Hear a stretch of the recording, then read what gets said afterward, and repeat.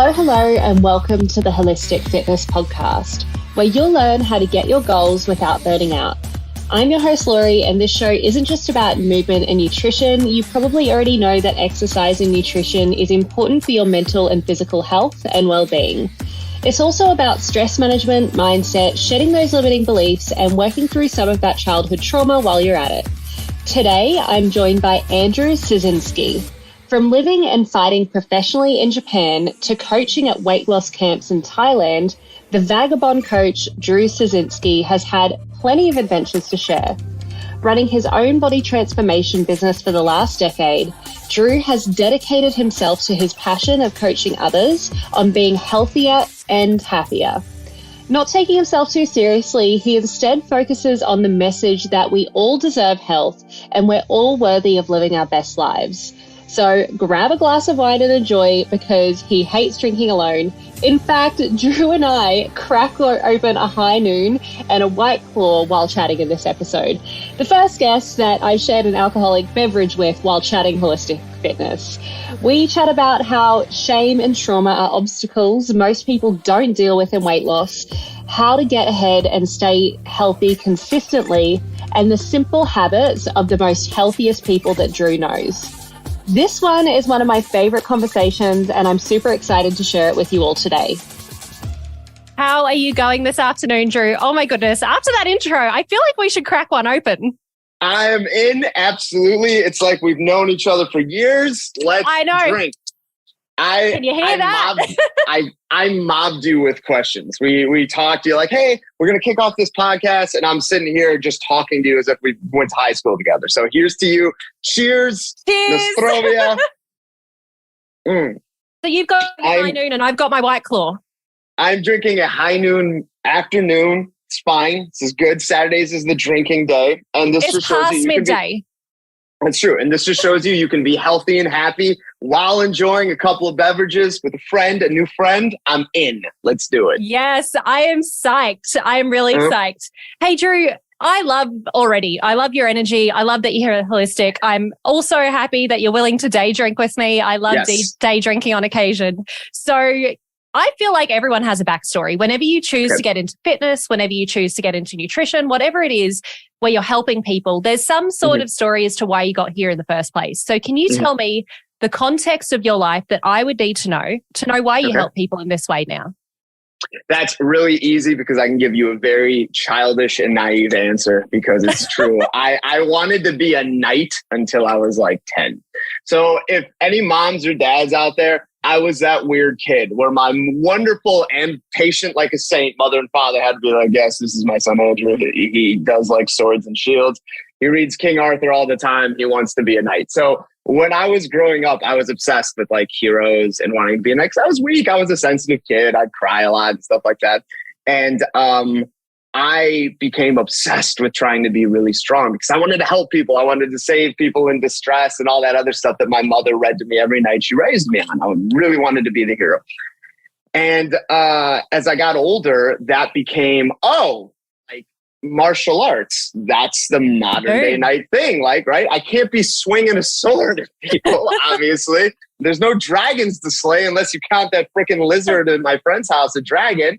So for me, it was like, I will go into and I saw Bruce Lee, and like any kid my age, I was like, this is it. I'm going to be this guy that goes around helping people and getting into street fights or whatever Super Nintendo games I was playing where I thought I'd travel the world and be a martial artist. And strangely enough, that came true. So for me, when I was 12, I first got into martial arts, but when I was 18, the martial arts I got really into were MMA martial arts. So we're talking judo, Brazilian jiu-jitsu, wrestling, boxing. And I came from a wonderful family. My father he basically got drafted to be a pro ball player for the Cincinnati Reds. So I had a wonderful parentage of go after sports, learn to be a team player, spread community and, learn how to lose, learn how to win and be humble and all this other stuff. So martial arts was the code of ethics that I always wanted, that creed, right? And so I got an MMA and now this is for any of the people out there that are nerds, because I'm definitely one. If you've ever played a video game growing up, I played a game called Street Fighter and I was like, I want to travel the world and do martial arts. wouldn't you know it, I ended up doing it. And I went to Japan. I lived in Japan for 4 years. I became a professional MMA fighter. And I started coaching. So I had been coaching martial arts since I was like 21. And at the time that I turned pro, I was like, I don't know, like 28 or 29. And I started coaching professionally. Like I was getting paid to not only coach people in fighting, which was like my passion, was martial arts and whatnot, but I was hired to go to Thailand for a year and coach at a fitness weight loss camp. And y'all, let me tell you, coaching pro fighters is one thing because they're all a bunch of meatheads like me. No, I'm just kidding. They're great people. But the other thing is when you meet a mother of three that wants to lose like 30 pounds. And so she went all the way to Thailand to do it.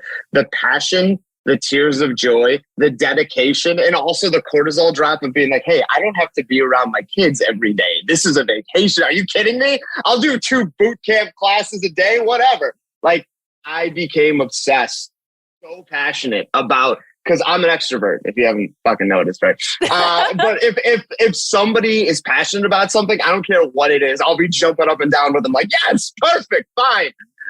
So I was coaching and loving the energy. And I basically called my gym when they were offering, I just won a big tournament. And they said, hey, here's your next opponent. I'm like, I think I'm good. Like, I'm just going to be a coach. This is amazing. And so my dream became to be, and the moniker, the Vagabond Coach came from this. I started traveling and getting hired to coach places, hired to give seminars. Right now I'm in Florida at America Top Team. I've been a guest coach. I coach a bunch of clients there. And for me, the whole point of this is to consistently follow that dream I had as a boy, which is help people, bring light to the world, bring positivity. When you leave it a better place. And despite all the realism and the cynicism, unfortunately, that is surrounding us every single day, I haven't lost that like boyish dream of just trying to connect with people and enjoy it. So like my life's been just one adventure after the other. And thankfully enough, I'm an idiot. So people being nice to me is the way I came out on top and still alive right now. So cheers to that. Yes, cheers to that, Drew. Mm-hmm. That has to be the most unique story that I've heard. Like I became a fitness trainer because I wanted to be a fucking ninja. At a night. Oh my goodness. Yeah, that is so good. Now I'm going to kick it to you though. I know it's your show, but I need to know why are you here? Why are you doing so well and influencing so many? Clearly there's a story. I'm intrigued. Yeah, no, and I loved it that you kicked it to me because like I too am an extrovert. I'm going to be bouncing off the fucking walls after this conversation because I just feel our energy going back and forth. And for me, it was really, so I have a dual pathway. I am a corporate girly, but I'm also a fitness girly. And when I was leading large teams, when I was in New Zealand, so I lived in New Zealand for 6 years, I noticed the people that were underperforming, not doing well in their jobs, it's because they weren't happy with their body or they weren't happy with their marriage or there was something in their life that wasn't quite right. So as a result, when they came to work, they didn't perform well. And when you're going through a disciplinary process or a termination process or a process to try to help people become, better at their job, no one does that intentionally. No one shows up to work and says, I'm going to do a really fucking shit job today. Like no one does that. So I wanted to know like what made people happy. And for me, like my mission is to like when I walk through the shopping center and I smile at someone, I want them to smile back. I don't want them to death stare me because they're unhappy with their own lives. I want people to feel happier so that they can create a ripple effect of kindness. And I found that weight loss for me, I lost 30 pounds in 3 months after I broke up with my ex.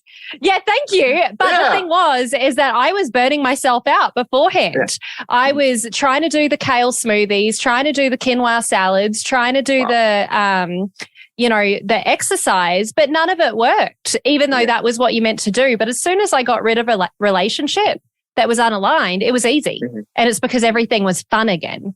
So I wanted to learn what made people happy. So I studied psychology, fitness, yoga, and meditation. So I actually went to India, Thailand, and Indonesia, traveled around and it was sick. It was awesome. I did like a 10-day Vipassana, which believe it or not, I was silent for 10 days. You were silent for 10 days? Yeah. I've known you less than an hour and I'm impressed. Unbelievable. My aunt, when I was 8 years old, she bribed me with $5 to be quiet for 5 minutes. I did not get that $5. Oh my God.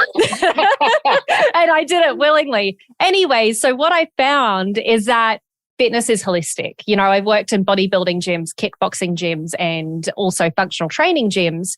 And fitness isn't, people know, like my situation, that they're meant to move often and they're meant to eat well. But it's the stress management, it's the unaligned relationships, it's the high pressure jobs, it's the not getting 9 hours of sleep, it's the childhood trauma that we haven't dealt with yet that's actually stopping you from getting your goals. And for me, I experienced that. Like, I shed the weight as soon as I got rid of some stress and took something off my plate. And I help people in that way today. And I chat with amazing people like you that also know this and have experienced this. So that's my story. Mm-hmm.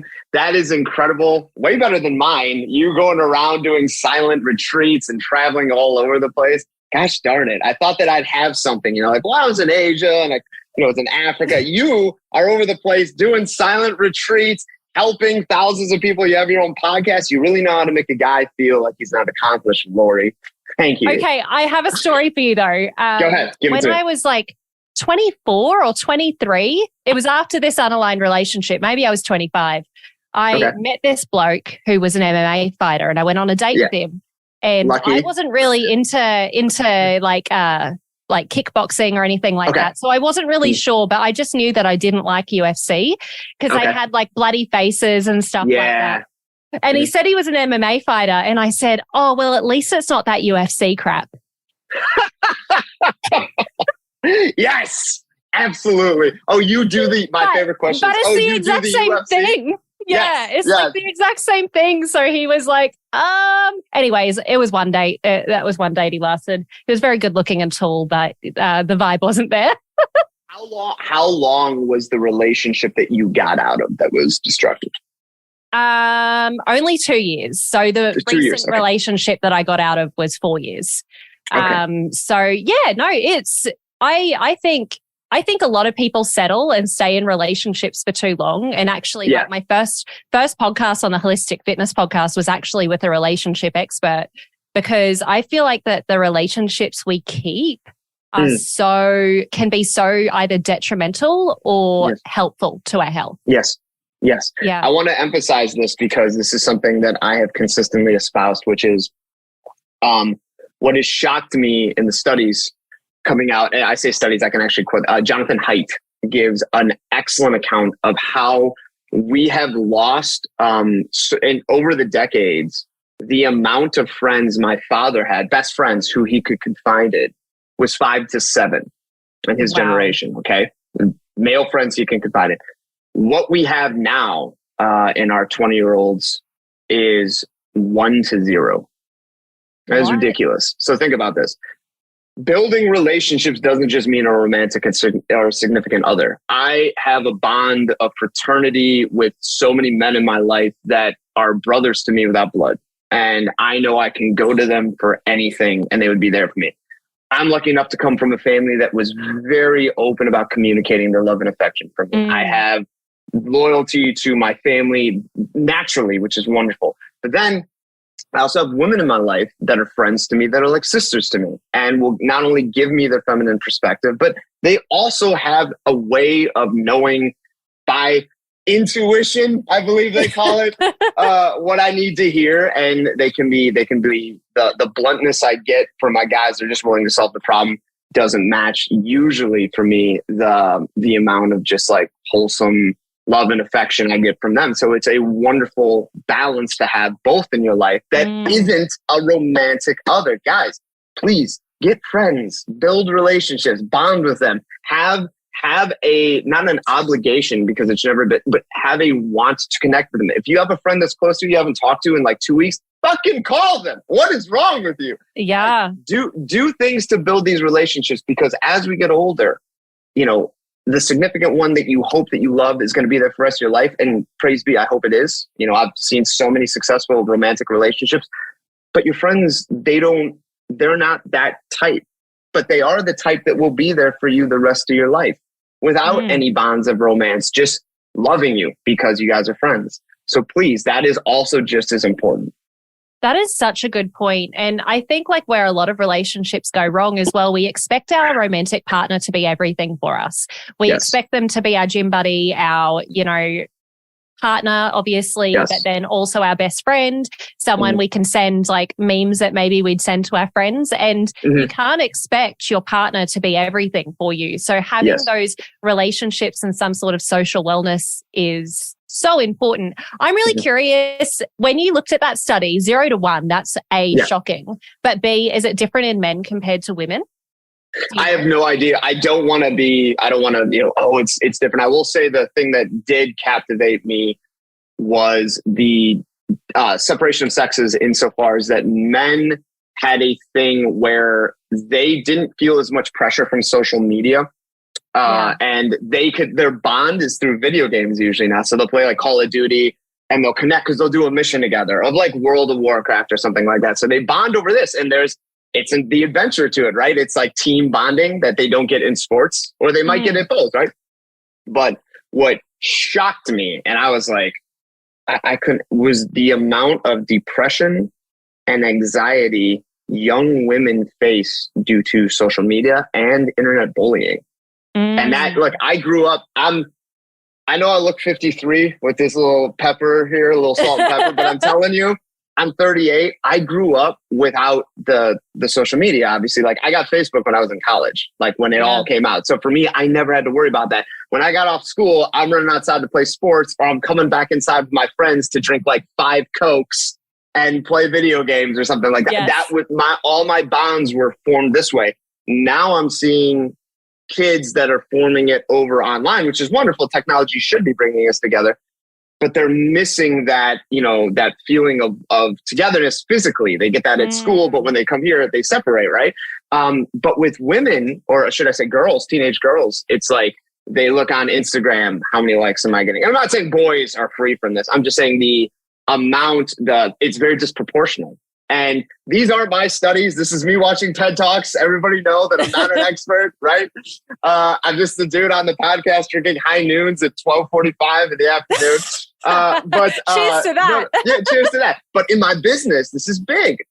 It's really I'm not supposed to cheers and not drink. Sorry. It's big. Sorry. It's big. It's big because you have no idea the amount of trauma I find in women that are my clients that are in their 30s.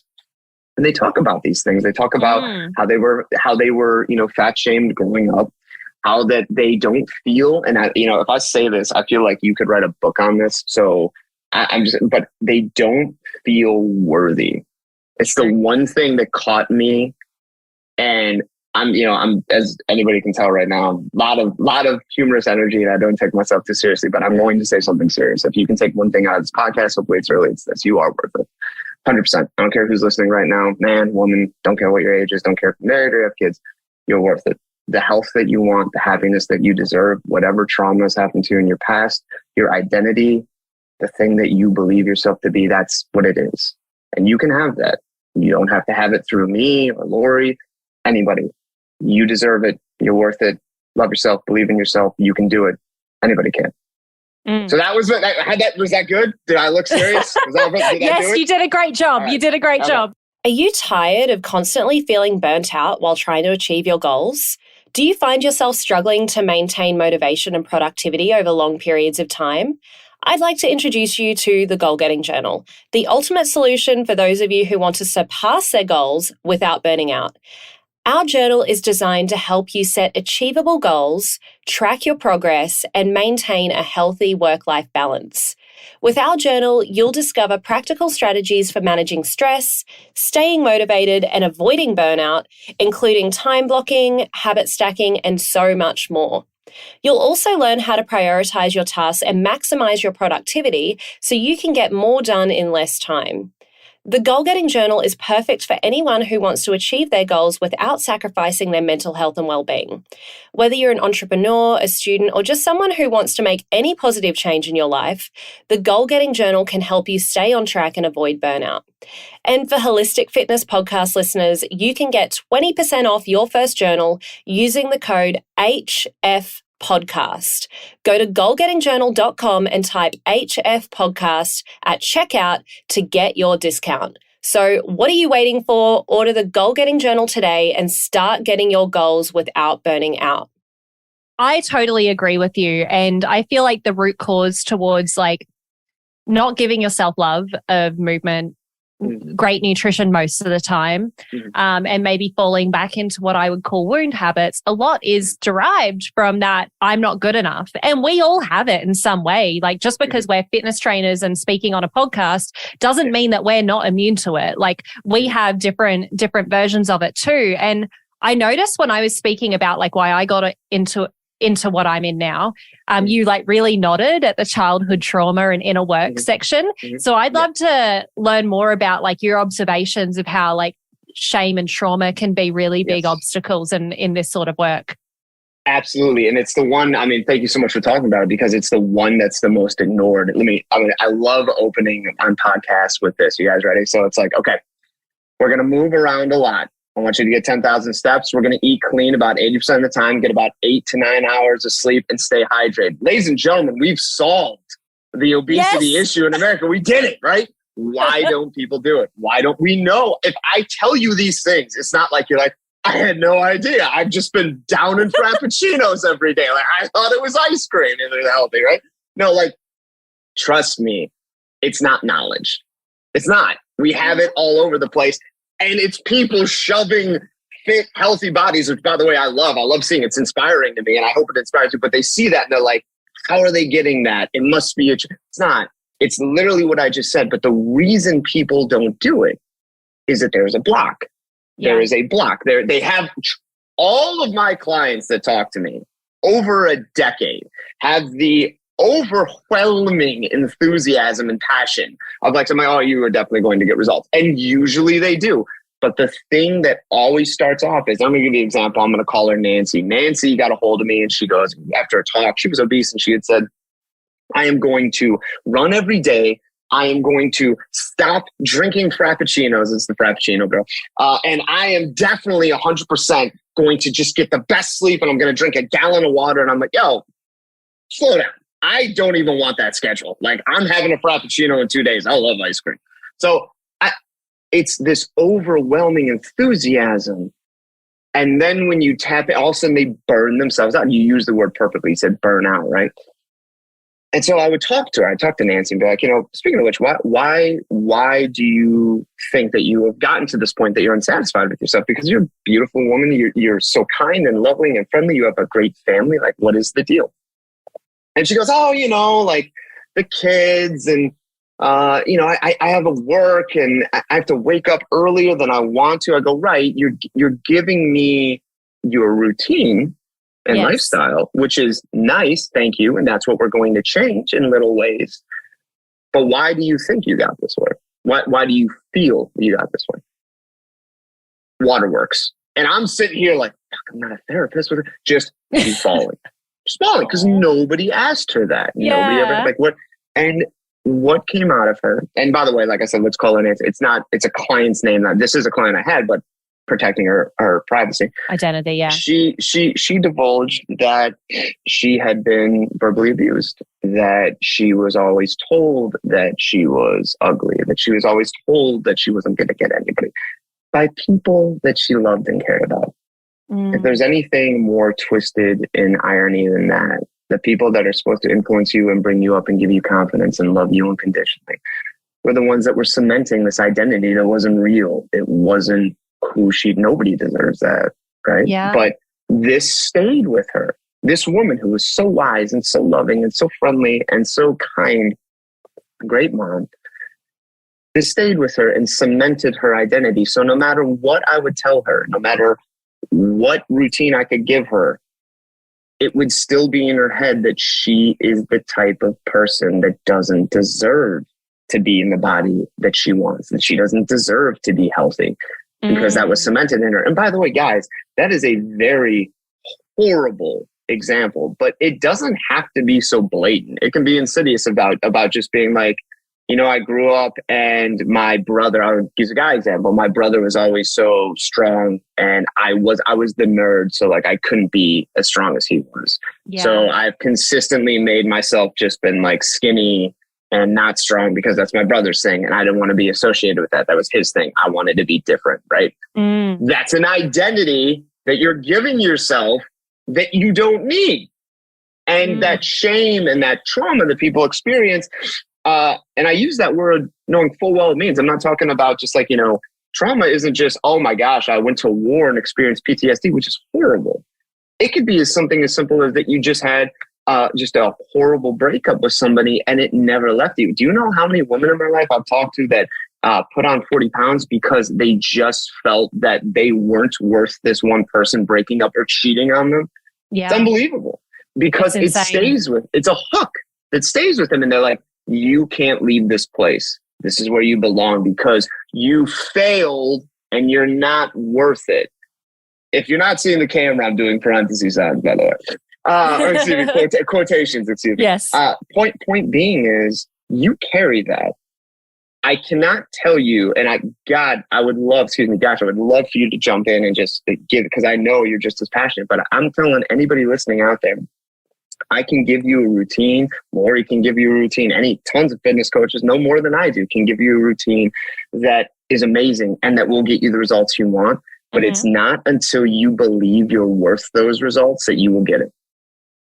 You're so right. And I love that you brought this up because that self-belief does create an identity. And if you don't identify as a fit person or somebody that's maybe within a metabolically healthy weight range, then it's going to be that much harder because we self-sabotage without even realizing it. Like our body is addicted to the food or addicted to the non-movement or addicted to the cortisol hormones that stop us from sleeping 8 to 9 hours at night. And we just don't really imagine that or think about that. I'm curious, so from your perspective, obviously getting clients, as I have as well, that it's really the self-belief that they have to work on. How do you help them with that self-belief? Oh my gosh. So, when people hire fitness coaches or like I'm a body transformation coach, I do everything. I'm a certified nutrition coach, certified life coach. This is it's the whole package, right? And I know that you bring the exact same package, which is my enthusiasm, my passion, your results are my results. I'm fucking here for you, right?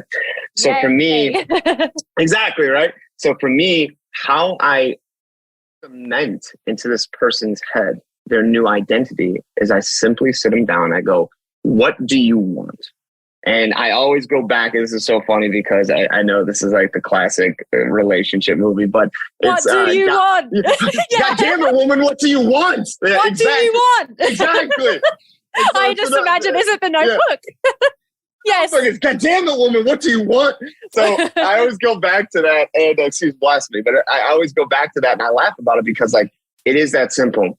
You have a body in mind. You have an attitude in mind. You have a wealth, even wealth financially in mind. You have that. You want that. There's something blocking it. Why is it blocking it?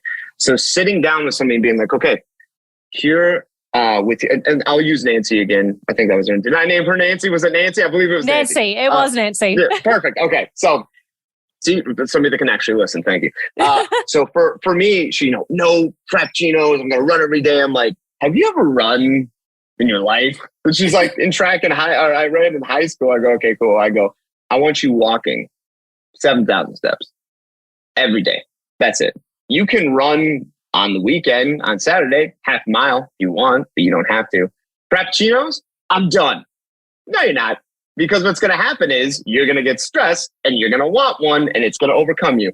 So we're going to do, instead of 6 days a week, if you have fraps, we're going to have two days a week. We're just going to cut it down a little bit. And by the way, I'm going to show you how much sugar is in the frappuccino. And I'm going to show you that it's basically the same thing as a vanilla ice cream sundae. So you're just basically drinking ice cream. And then I'm going to, and all this stuff I break down for them. And it makes sense that it's empirical. The numbers add up. Calories in, calories out. If I make these little adjustments, I'm going to say blah, blah, blah. Right. How do I get you to do it? I'm going to say that to the camera and look. How do I get you to do it? There's the rub, right? The identity comes in. And I'm just going to give you a quick story that is not mine. It's from the book. I'm sure you know it, Atomic Habits. This is the best analogy I've ever gotten of identity. So you're all lucky to hear this, right? Because it blew me away. It was perfect.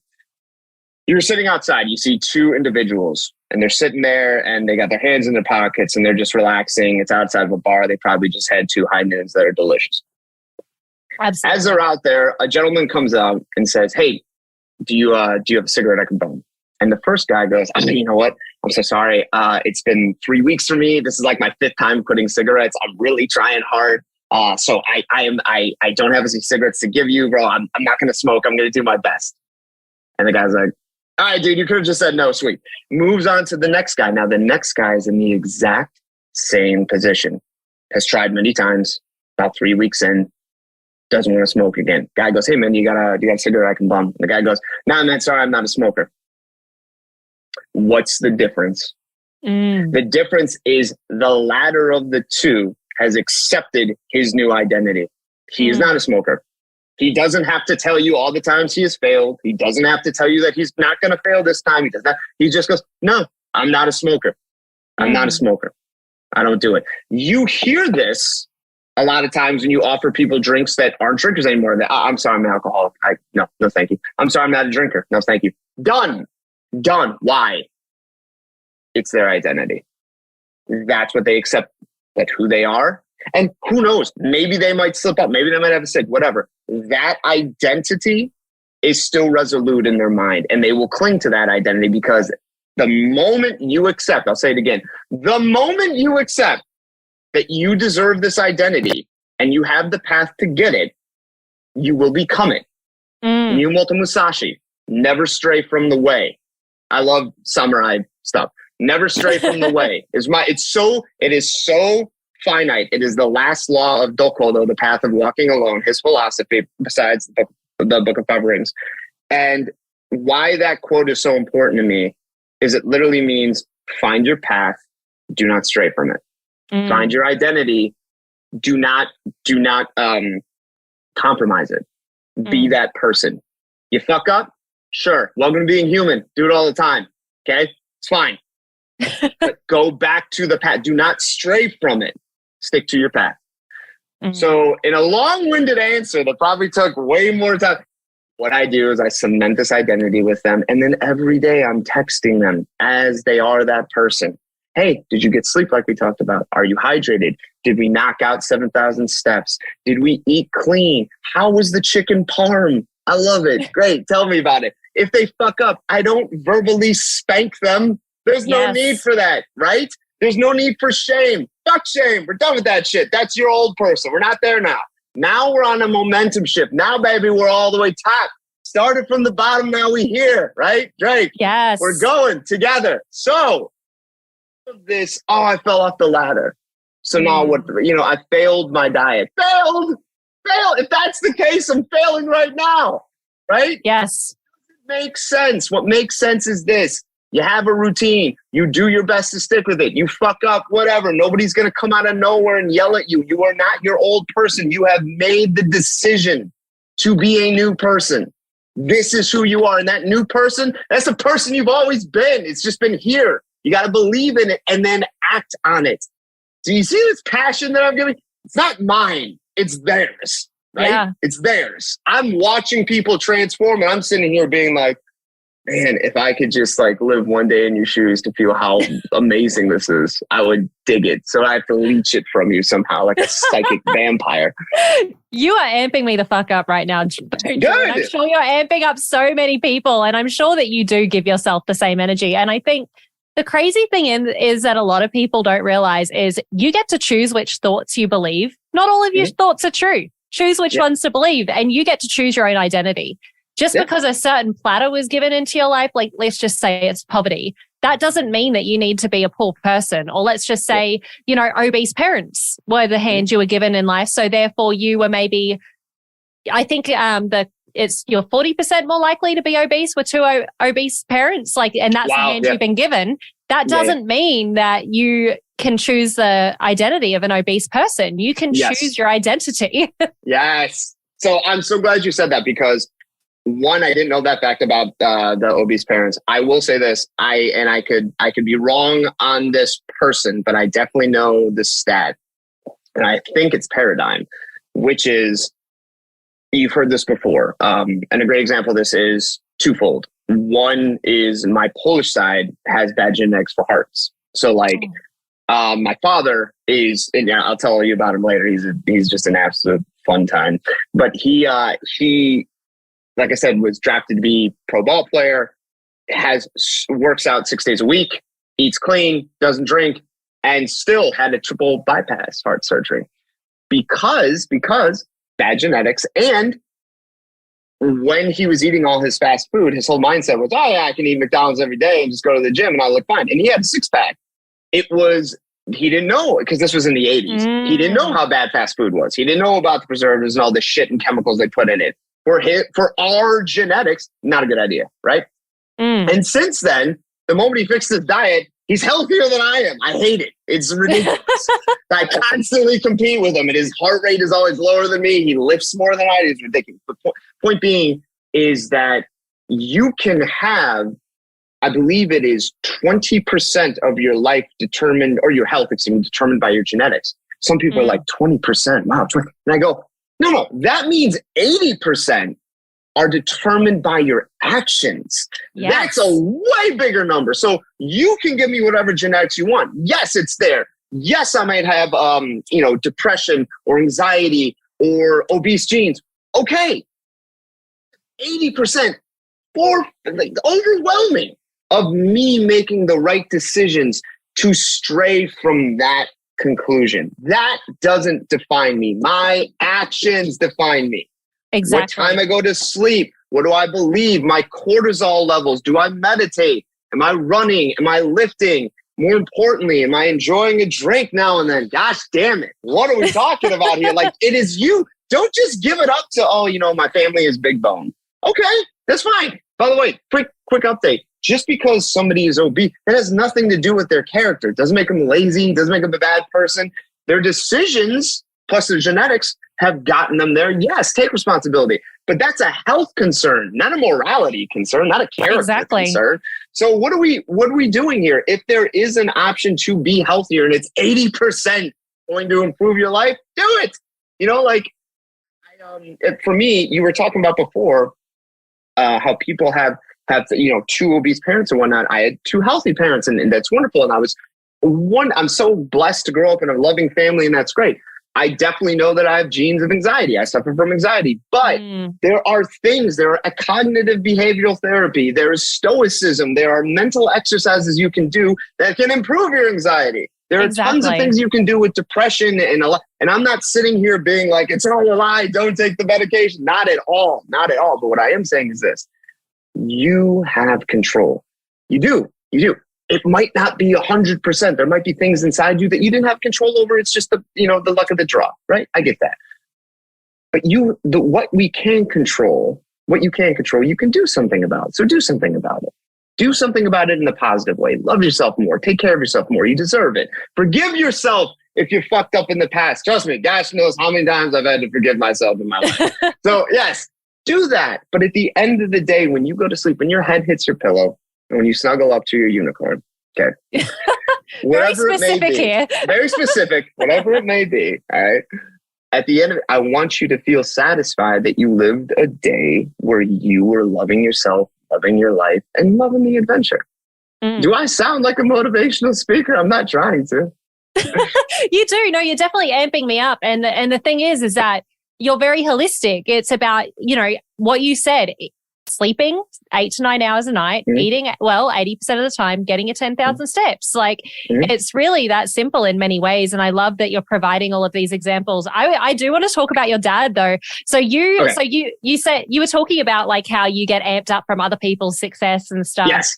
And you want to live high off that. But for me, what I'm observing from you is that you've had access as an MMA, a professional MMA fighter to so many amazing, healthy people that not that many people have access to. So with regards to like your dad and who obviously was very healthy, still is, all of the people you've learned, like what are the habits of like the healthiest people you know? Like what have you learned from them? Oh, Lori. Oh, Lord. Let me tell you about Bobski. Bob is my dad. Robert's old Bobski is my dad, and he is the best man I've ever met in my life. I say this, I know that obviously there's bias, me being this. I'm sure all sons think their dads are the best, and I still think I'm a professional. I was a professional fighter. I still practice. I still spar. I still roll, and I still think this man can take me because he's my dad. So we always it's the old man strength, but. Let me give you 2 examples of what I'm talking about with identity and what I'm talking about with priorities. My father goes to the gym 6 days a week. He plays racquetball. He plays golf. He used to play baseball and he used to play football. He was incredible. He's an amazing athlete. My dad refuses not to go to the gym. You will hear all of these amazing motivational videos on YouTube because I listen to them all the time. From Jocko Willink and David Goggins and all these paragons of like grind set, which is great. I love grind. I don't have a problem. Set. I've never heard of that. That's amazing. So it's like that you wake up at 4:30 in the morning, you hit the gym and let me tell you, like people are like, oh, it's not all about grind. And I agree with you. Absolutely. Like it could be so simple. Getting healthy is a lot like easier than people believe it is. But I also can look at people that get up at 4:30 and be like, you guys are amazing. And I want to be that too. I do. So I try to do that. But back to Bob. My dad will wake up at 5:30 in the morning. And what he will do is he will go in my mom's room and he will lean in the door. My mom's asleep still because she'll sleep till like 7:30 or 8. And my dad will just go. Now, to anybody else, this would be like, what does he do? My dad used to come in the room when I was still a kid and kiss my mom on the forehead and leave. And my mom would wake up and be like, Bobby, you wake me up when you kiss me on the forehead and I go back to sleep. Just say I love you mentally. I'm fine. My dad's like, okay, Moy, okay. So my dad will come in the next day and he'll kiss his fingers and he'll put it on top of your forehead and he'll scamper out. And my mom will be like, it's not helping, Bob. Bob, that's not helping. You're kissing him and it's still waking me up. And so my dad's like, all right. Will creep in the next day and he goes, and he closes and he has to do this. Why am I telling you this? My father's priority, his identity, is loving his wife. He loves my mother unconditionally, loves her. He will not leave the day without saying, I love you to my mom, because to him, that is his identity. He's a husband who loves his wife and he was a damn good father, still is a damn good father. That's his priority. And it's hysterical to all of us because we're like, he can't change his routine because he believes in it. That's who he is. Much to my mother's chagrin and annoyance. Why was I telling you about this 6 days a week? This is very important to me. 6 days a week, my dad goes to the gym. He will drag me along and I will suffer through his workouts, which are intense. And he will go no matter what. I want to include this because I will tell my clients, hey, listen, on your routine, we got you going to the gym Tuesdays and Fridays. You could be in there for 5 minutes and do what I told you to do, or you could be there for 5 hours and do it. I don't care. I just care that you say you're going on Tuesday and Friday and you go. That's all I care about. It doesn't matter to me what you do in there. I hope you do what I tell you to do. But the fact that we're building consistency with you going on the days you say, because now you're proving to yourself that you are that person, right? My dad got sick, okay? When he had that triple bypass heart surgery, they're like, Bob, you can't go anywhere, do anything for like a month, bro. You gotta take it easy. And he's like, yeah, but I gotta go to the gym. They're like, no, you don't. You have to stay in this bed. He's like, all right. My dad went to the gym because he goes to the gym on the weekdays.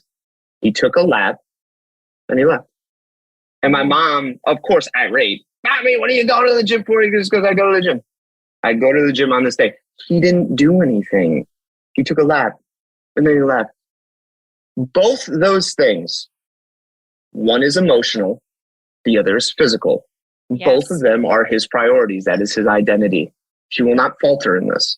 It doesn't matter what he does. It doesn't matter if he kisses his wife physically or if he just makes the noise through the door to let her know his affection. Doesn't matter if he goes to the gym and bangs out a 2-hour workout or if he just goes to the gym and takes a lap and leaves. Hey, Bob Szczecinski goes to the gym 6 days a week. Bob Szczecinski kisses his wife and tells me he loves her. I tell people this stuff because he didn't learn any of this. My dad just is. Yes. I became who I am because I was standing on shoulders of giants. I have people in my life that run successful businesses, that are professional MMA fighting champions, that have, more importantly, more wealth than I could ever imagine because they're entrepreneurs. I have people that are so intelligent and wise. I was a philosophy major. I see people that knock me off my seat with how deep they can get and how much they can baffle me and how the depth they see the world. I am not those people, but I'm trying. And they give me a protocol of, hey, I do this, this, and this. I can do 10% of all those things. Might be a little better. If I can be a little better, I could be a better brother, could be a better son, better boyfriend, better friend, better person. Maybe I could be a knight. Who knows? So that's the point. Hey, Holistic Fitness fam, a quick message from one of our sponsors, Ned. As you all know, I recommend good nutrition, movement, and stress management practices before supplementing, so you know what type of supplementation that your body actually needs. For me, I supplement with very few products, but Ned is one of them. I'm a type A, high-energy, ambitious business girly with massive goals. And sometimes I honestly just need to chill out and relax a bit. I've found that both Ned's de-stress and sleep blends fit in with my busy lifestyle and ambitious goals, but I was honestly not a big fan of CBD products before trying Ned, mostly because of the culture surrounding weed. I just didn't want something that was going to alter my state of mind so that I became much less of a goal-getter or less ambitious. That was until I learned about full spectrum hemp and their benefits.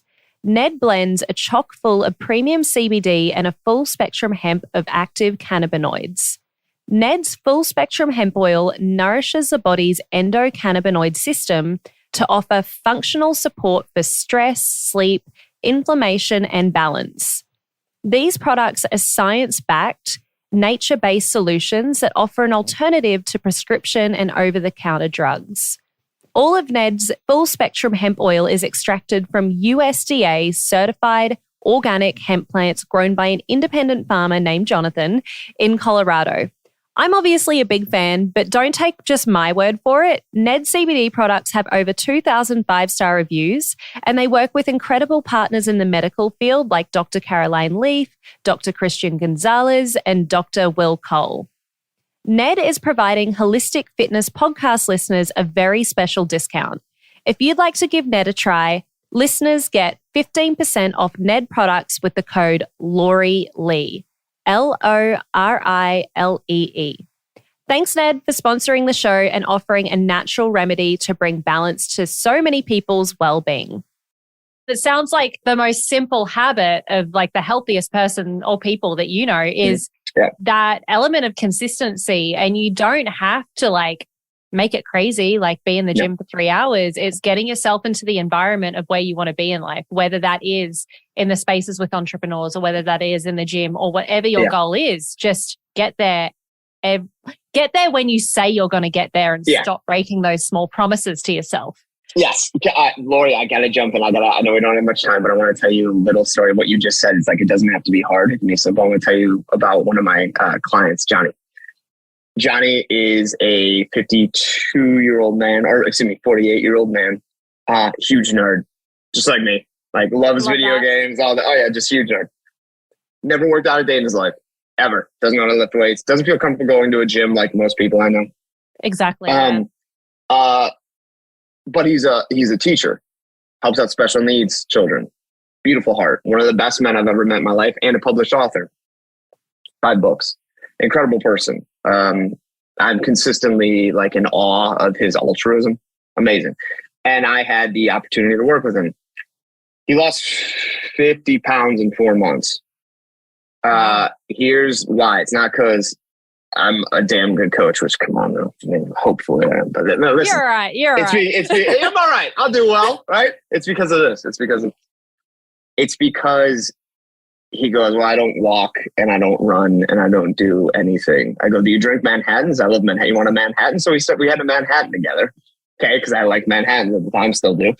And I asked him, I go, do you like video? You love video games, right? He goes, yeah. I go, can you play a phone video game? He goes, I have like 90. I'm like, sweet. Could you do that and just walk around your house? I mean, he lived in Chicago, so it's fucking cold outside. So I'm like, could you just walk around inside your house playing a video game? He goes, yeah. I go, dude, just try to get like 5,000 steps. I always do texts. So I check in. Well, I do a weekly call, like 1 weekly call a week, and we hang out. I texted him the next day. I'm like, how we looking? And he's like, I got 12,000. I go, I told you 6, bro. Like 6 or 7 or 5. What are you doing? And he goes, I got carried away. I really like this. It's like a gaming thing. That's awesome. I'm like, okay. He lost 50 pounds. Here's how he did it. He's playing video games. He's either marching in place. After 2 months of marching in place or walking around his house, he asked me to give him body weight circuits. So now he's doing plyo. Never did a push-up in his life. Now he wants to do. So he starts doing circuits with me. I'm like, just do every 5 minutes, do 3 push-ups, 3 sit-ups, 3 squats. He goes, done.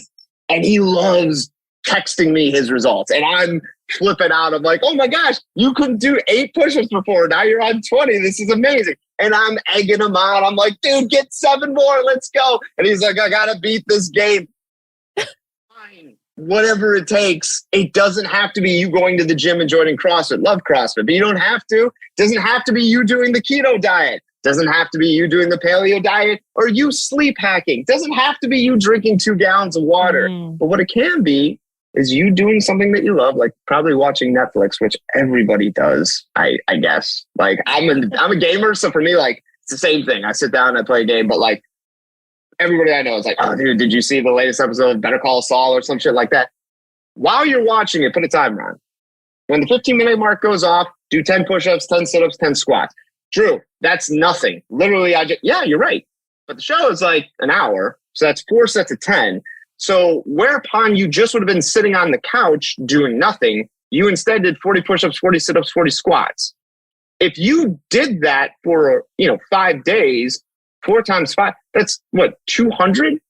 That's 200? This is me, a grown adult, asking you for simple mental math. It's 200, right? It sounds like 200. Okay. Let's go with that. Right. I was good at math in school. That's fine. That's fine. So point being is that whereupon you didn't do something before, you've now replaced that habit of nothing with doing something. And then all of a sudden it's just like, oh my gosh, I have more energy. How? Oh my gosh, I'm hydrating. I'm sweating more. This is wonderful. I'm sleeping. I don't feel as snappy with my spouse when he leaves the socks on the floor. Hey, wait a minute. Just because I'm starting to eat a little less sugar. I didn't say carbs, by the way. Carbs are not the enemy, especially when you're working out. Hey, just because I'm eating a little less sugar, a little more protein, I'm noticing that my clothes are starting to fit better. What's going on? Little things consistently done simply is what's getting you results. That's it. That's it. You ain't got to join a gym. You ain't got to make this whole stressed out thing of you having this. And by the way, those are my favorite transformations. I'm not jogging you if you're like, I've never worked out before in my life. And all of a sudden I'm jogging every day and going to the gym and waking up at 4:30. Sometimes that extreme is what people need. I get it. And I love it. I do monk modes every 3 to 6 months where I challenge myself with different shit. I put away certain vices. I've given up alcohol before, given up everything just to stimulate something, stimulate a drive. Yeah. I get it for sure. But if you are where's the finish line? Where's the finish line? You don't have to make the marathon date. You don't have to make the fight date. And you don't have a game on Saturday. So if there's no finish line, why can't we take it slow? Why can't we build up to something? Why can't we fall in love with the process and therein fall in love with ourselves again? Why can't we? Why can't we have a high noon at 12:45? I love that. And I love that story about Johnny as well, because it's habit stacking. Find something you're already doing, you're going to do, and then find a way to infuse your goal into it.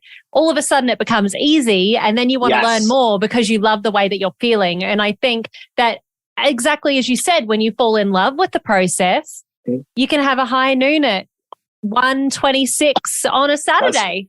That's true. You can. Absolutely. By the way, I'm not a White Claw though. That's okay. Hey, listen, as long as we're drinking something, I'm fine. I'm a whiskey wine guy myself, but this is what they gave me. So this is what I'm drinking. It's free. Exactly. But no, I wanted to ask you a question because I know we're running out of time. I want to ask you a question. Yes. What if you could, you've gone through so much and you've learned so much, and the wisdom you've gleaned from your years of experience, I'm sure has given you something to give back. If you could give me one message, okay, one message. I'm the client that's coming to you. I'm broken. I need something from you. Give me one message that's going to set me straight. Something that you could have told your younger self, somebody that you could have told yourself after that breakup, anything. Give it to me. Let me hear it. Drew, are you in my head or have you listened to all my podcasts before? Haven't yet. Because this is my ending question. And for those of you that are listening, Drew asked me my question about like why, like the context of what he would need to know as to why I need to help myself. Help others in the way I do today. And I was like, Drew, that's literally my opening question. We'll chat about it on the podcast. And he's just asked me my ending question as well. So Drew and I were just like in each other's brains right now. My one sentence of advice would be get to know yourself